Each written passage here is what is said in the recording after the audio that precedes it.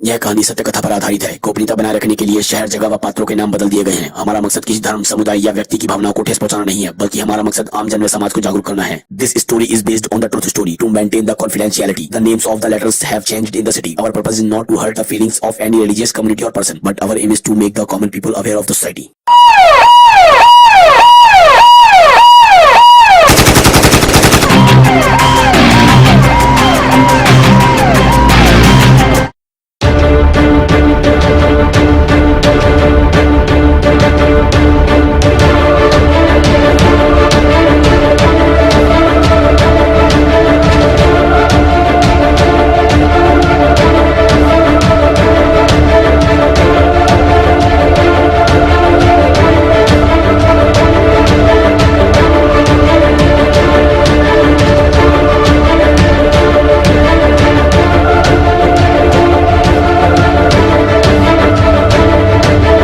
वैसे तो हमारे देश का नाम दुनिया के विकासशील देशों में शुमार किया जाता है, लेकिन क्या हम और हमारी मानसिकता भी इसके साथ विकसित हुई है?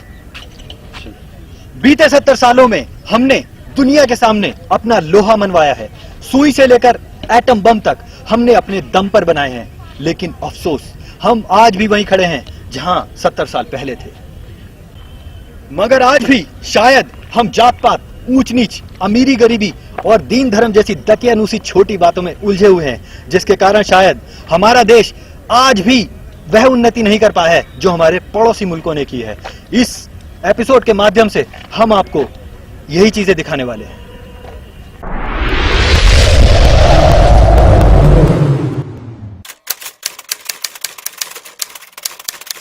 15 जनवरी 2018, नोएडा।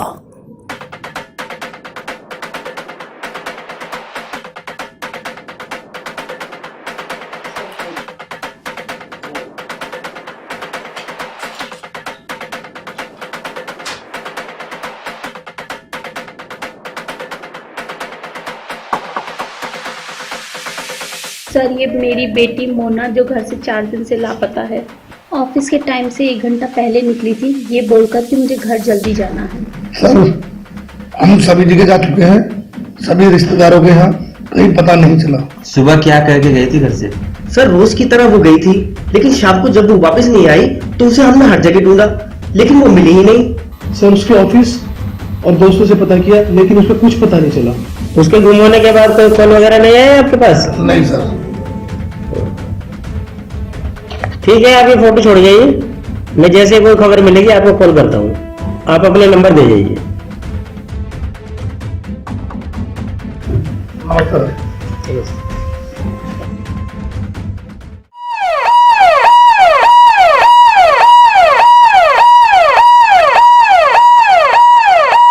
पता नहीं मेरी बेटी कहाँ चली गई, अभी तक घर ही नहीं आई। भाग्यवान मोहम्मद, पुलिस अपनी तफ्तीश कर रही है।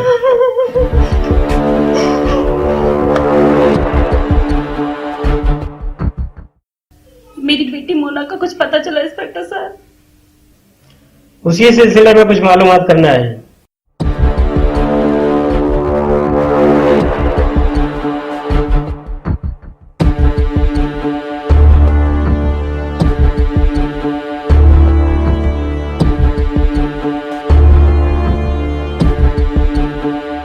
आपकी किसी से दुश्मनी तो नहीं है?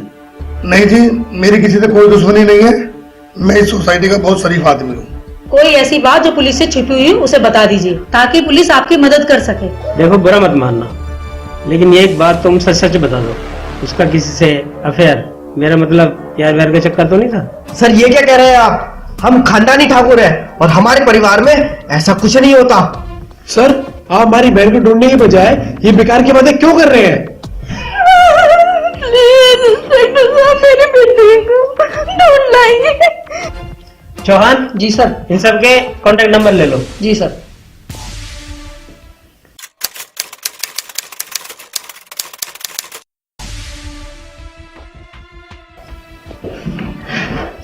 क्या हुआ वो नगर केस का? सर, मुझे लगता है मोना के बनने वाले कुछ न कुछ छुपा रहे हैं। ऐसे कैसे हो सकता है लड़की गायब हो जाए और उसको कोई वजह ना हो? तुम ठीक कह रहे हो, पहले तो इन सबकी कॉल डिटेल निकलवाओ और उसके बाद मोना के ऑफिस में जाके पता करो, वहीं से हमें कोई सुराग मिलेगा। इस केस की जांच हमें बारीकी से करनी पड़ेगी। इंस्पेक्टर खान का अंदाजा बिल्कुल भी गलत नहीं था। उनके कहने पर पुलिस की टीम पहुंचती है मोना के ऑफिस, जहां पर उनके हाथ लगते हैं कुछ ऐसे सबूत और होते हैं कुछ ऐसे खुलासे जो सभी को चौंका देते हैं। आइए देखते हैं।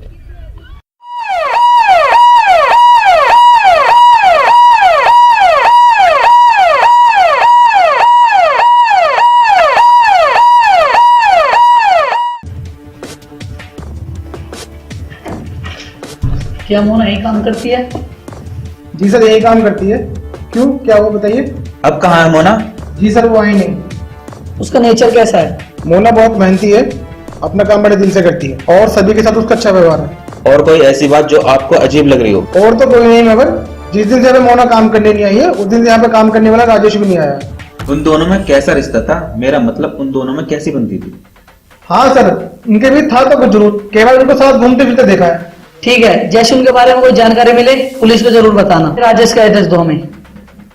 ठीक है, मैं आपको अभी देता हूँ। तुमने कहा था राजेश बड़ा कमीना था। सर वो मेरा मतलब ये नहीं था सर। था का मतलब समझाओगे? सर वो ये अब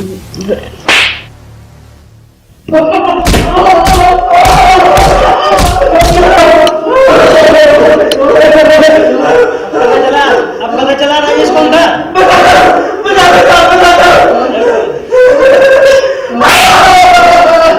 बहुत सताते हो तुम मुझे, मिलते भी नहीं हो। अरे यार काम में बहुत बिजी रहता हूं मैं। ओहो, मूड ऑफ हो गया। चलो आज मैं अपनी डार्लिंग को एक अच्छी सी मूवी दिखाने ले जाता हूँ। बस रहने दो, खाली ड्रामा ही करते हो। आज तक कभी पार्टी दी है मुझे? पार्टी भी ले लेना। अब तो दिल करता है हम दोनों एक हो जाएं, मगर क्या? मैं तुमसे प्यार करती हूँ, जल्दी हम शादी कर लेंगे। मम्मी से बात करो, वो मान जाएंगी। लेकिन मुझे एक बात का डर है। मैं हरिजन और तुम ठाकुर। तुम्हारे घर वाले मानेंगे नहीं आसानी से। मैं आपसे बहुत प्यार करती हूँ, अगर आपको कुछ भी हो गया तो पूरी दुनिया से लड़ जाऊंगी। ठीक है, मैं मौका देखकर बात करूंगा तुम्हारी मम्मी से। मुझे उम्मीद है वो मान जाएंगी।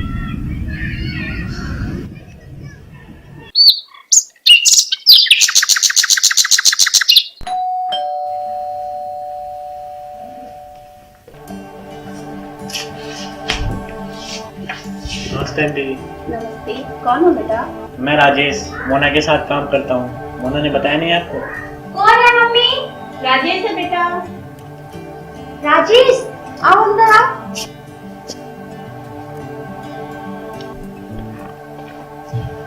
कौन है? भाई ये राजेश है, मेरे साथ ऑफिस में काम करता है। तो ऑफिस में काम करता है तो घर के लिए आया है। मोनू बेटा, घर आए हुए मेहमान से ऐसे बात करते हैं? आंटी हम दोनों प्यार करते हैं और शादी करना चाहते हैं। सारी आशिकी तेरे पिछवाड़ से निकाल दूंगा। अगर अपनी खैरियत चाहता है ना तो भाग जाए यहाँ से। चल बे चल, बाहर निकल। बोलते तेरे से आशिक, चल बाहर निकल। बात तो सुनो। चल बाहर निकल, चल चल भाग यहाँ से। ये क्या तरीका हुआ भैया? अभी मेरे दोस्त के साथ ऐसा क्यों किया? ऐसा कोई करता है क्या? तेरी सारी आशिकी निकाल दूंगा।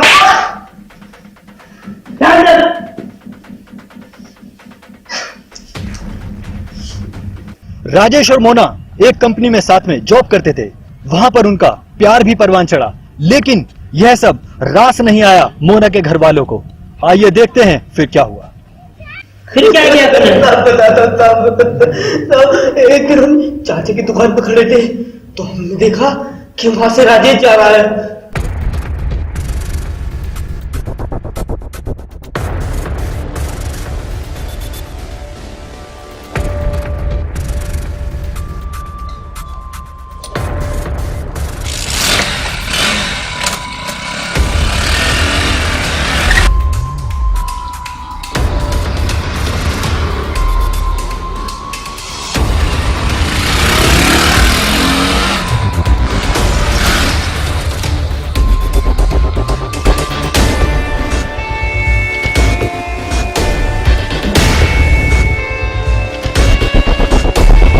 तुझे उस दिन समझाया था कि ठाकुर की इज्जत के साथ न खेल, पर ये बात तेरे समझ में ना रही।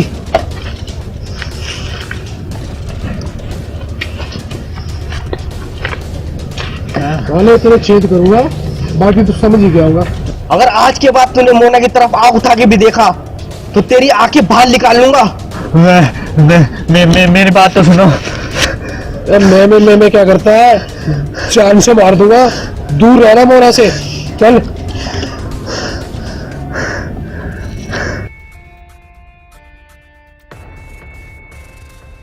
आज उस हरामखोर को समझा दिया मैंने ठीक से, और तू भी कान खोल के सुन ले। अगर आज के बाद उसके साथ दिखाई दी तो वो तेरी जिंदगी का आखिरी दिन होगा। अरे क्यों शोर मचा रहे हो? समझा तो दिया है इसे, अब नहीं मिलेगी कभी और ना फोन पे बात करेगी। सारे समाज में हमारी नाक कटा रखी है, लोग हमारा मजाक उड़ा रहे हैं।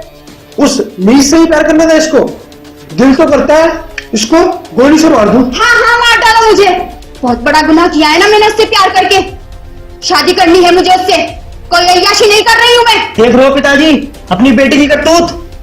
उस नीच से शादी करना चाहती है, समझा लीजिए इसे, वरना यही खत्म कर दूंगा इसे। तू जा, मैं इसको समझा दूंगा।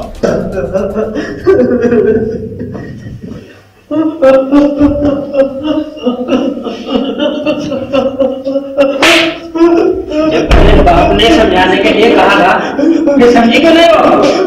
वो अगर सही से सुन जाते तो शायद ये नौबत ही नहीं आती। बताओ उसे कैसे मारा तुमने? बता दो।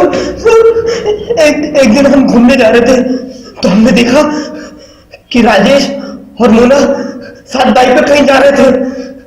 भारतीय संविधान निर्माता बाबा साहेब अम्बेडकर जी ने अपने सरल और बहुमूल्य शब्दों के माध्यम से भारत के प्रत्येक नागरिक के अधिकारों का वर्णन बहुत ही अच्छे से किया है, लेकिन समाज में स्थापित कुछ लोगों को यह गवारा नहीं होता और वह अब भी जात पात के नाम पर बुराई फैलाने से नहीं चूकते। ये गाड़ी तो राजेश की लग रही है। हाँ चल चल।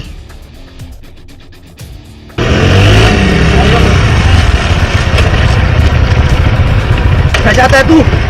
आज बता ही दे। भाई रोड पे ड्रामा मत करो, चलो बैठ के बात करते हैं। चल आज तेरी परेशानी दूर कर ही देते हैं। तू मानेगी नहीं ऐसे? चलो चलो चलो इसको दोनों को चल।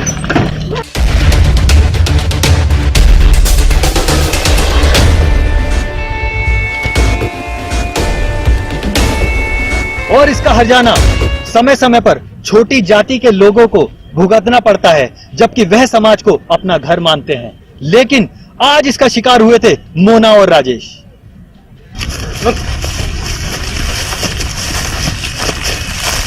मुझे मना किया था ना मेरी बहन से मिलने के लिए। भैया हम एक दूसरे से बहुत प्यार करते हैं, एक दूसरे से शादी करना चाहते हैं, शादी करके हम यहाँ से चले जाएंगे। हाँ भाई, आपको हमारी वजह से कोई तकलीफ नहीं होगी, हम बहुत दूर चले जाएंगे। ठीक है, अगर यही बात है तो हम तुझे बहुत दूर पहुंचा देते हैं।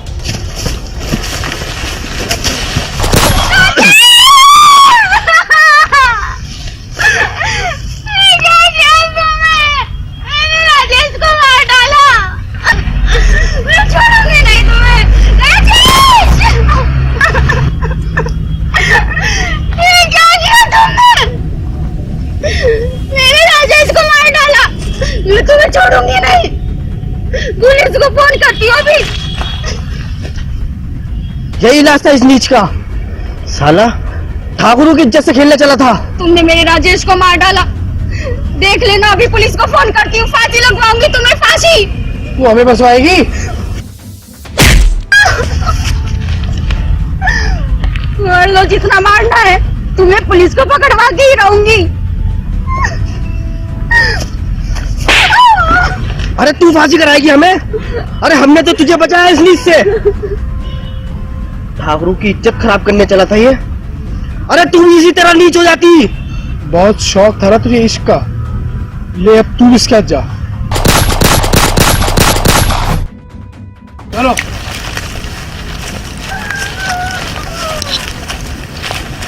मार दिया हम लोग से। मार के हमने उसे साहब। उसकी दिन में दिन हरकतें बढ़ती जा रही थी साहब, हमें मारना पड़ गया साहब उसे। हमने उसे मार दिया साहब, हमने उसे मार दिया। तुम्हारी ठाकुर गर्दी और तुम्हारे पिछवाड़े से निकाल।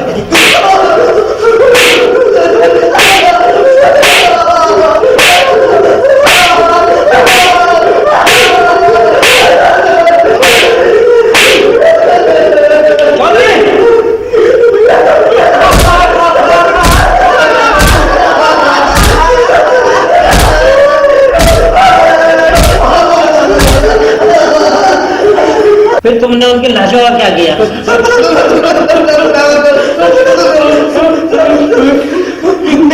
उन दोनों की लाश को पेट्रोल सार लगा के जला दिया और उसकी रात हमने जमुना में बहा दी ताकि किसी के पास कुछ सबूत न रहे कि हम दोनों ने इसका कार्य किया।